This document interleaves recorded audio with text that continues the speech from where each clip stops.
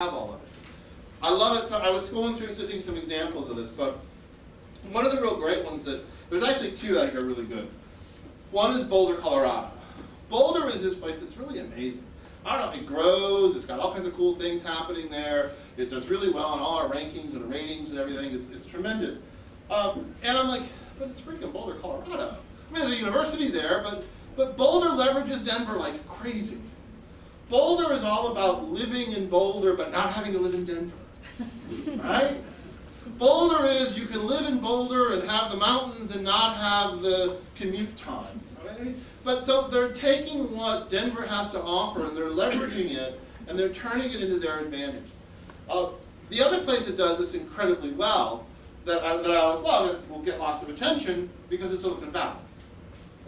Silicon Valley is a freaking desert. Why would anyone want to live there?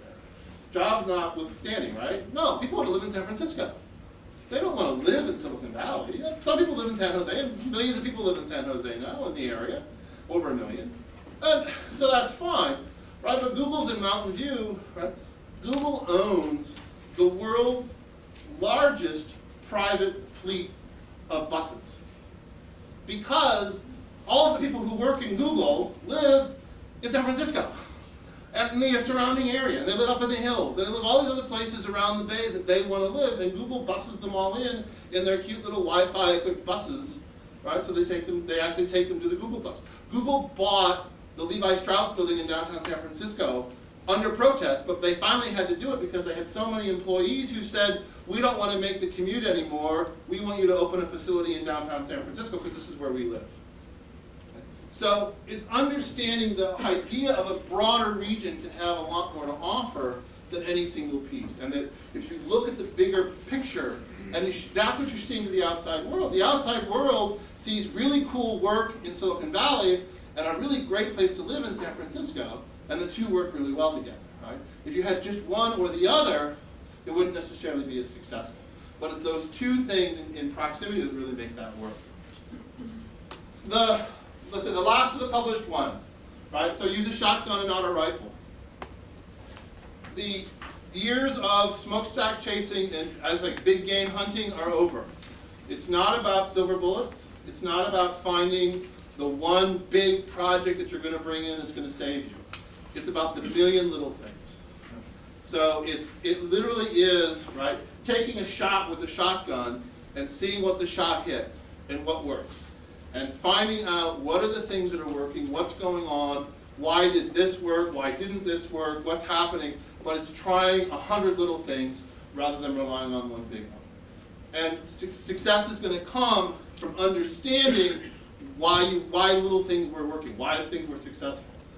Michigan did this, the governor of Michigan with the Cool Cities Initiative went across the state and said, we want to do 1 million little things to make Michigan a better place. So it was a great example, and everybody put in proposals, and they tried a lot of different things. A lot of them ended up being bike paths and Starbucks. So, but the idea was good. But the whole thing, but what we know works, what we see works time and time again, is very much this idea of kind of letting things happen, but trying a lot of different things and not putting all your eggs in one basket, and working on it that way. Okay, so my final fourth one. Right, so I said the secret fourth strategy that I won't put on the slides, because if I put it on the slides, the people would know about it and would make fun of me, is you have to be lucky. I don't care, right? However hard you work, whatever else you do, right? You still, as a small region, to be successful in this economy and in this environment, you still have to be lucky. However, right, and I always say, I can remember whether it was Edison or Confucius, so one of them, somebody, right, chance favors the prepared mind. So you not only have to be lucky, but you have to be smart about being lucky.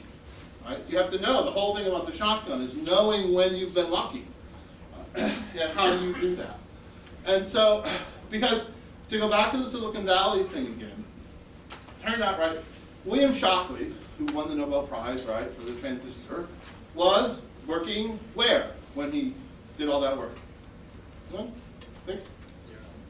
No. Bell Labs. In New Jersey, okay? He was in New Jersey. The prize-winning work in advanced technology and electronics being done at Bell Labs, which is in New Jersey. William Shockley got divorced because he's bitch of a man to live with, and also to work for. So his wife finally said, I have had enough, Nobel Prize or not, I want a divorce. So he got divorced. Well, then what was he going to do? He didn't really want to stick around New Jersey anymore because that's where the wife was. Turns out his mother lived in California in this little place called Santa Clara. Tiny little place south of San Francisco. There was nothing going on down there. She's like, oh, Bill, come live with your mother. It'll be all right. So he moved to Santa Clara and started Fairchild Semiconductor. Well, as difficult as he was as a man to work, to live with, as his wife found out, he was twice as difficult to work for, as everybody who went with him found out. So Hewlett Packard and Andy Grove and all these other people who went with him and hated working for him started their own companies and said, well, yeah, this is a nice place, we'll stay here. So the whole thing, I mean, Silicon Valley came about because Bill Shockley got divorced. So, and I met some of the people who actually worked in Silicon Valley in the 70s and very early on, even after he had already moved there, but when it was still very early on in developing. And they didn't know what was going on, they didn't know why it was happening, but they loved it, right? And they knew that they wanted to support it. So the key thing for it is finding your luck, right? And making sure that what you do with it, you're able to extend it and stretch it in such a way that you can take advantage of it when it happens. So somebody's going to get divorced and move to some small town in Ontario. We need to make something happen for them, right? So that's number 4, right? Be lucky. Okay. Right. Wow.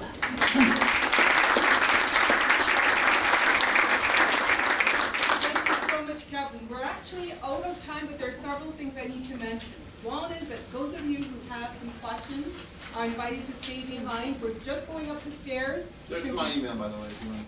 To room 403. Just go right up the stairs. We've got that room booked, and we'll continue on with discussion in a smaller scenario.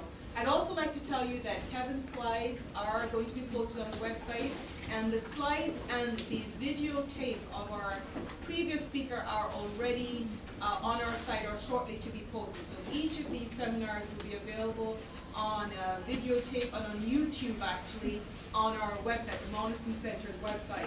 You have Kevin's contact information. If you need the information on the Monessen Centre website, just go to the business school and then do /knowledge. So it's business.queensview.ca/knowledge. I'd like to acknowledge the support of several people. First, Pella CFDC. We've heard some wonderful things about Prince Edward, and we'll hear more fully next month about how they, the rural economy, are thriving. We are thrilled to have the financial support of the CFDC of Prince Edward Lennox-Ellington in terms of this seminar series. I'd also like to thank, of course, you all for your presence here today. I would ask that you complete an attendee sheet that should have gone around the building and it's in the back. Please see, Andrew, would you raise your hand if you've not yet signed it, because we will send information to you, including the slides, once we have your contact information. And finally, and not least of all, could we all join me in thanking once again Dr. Salam.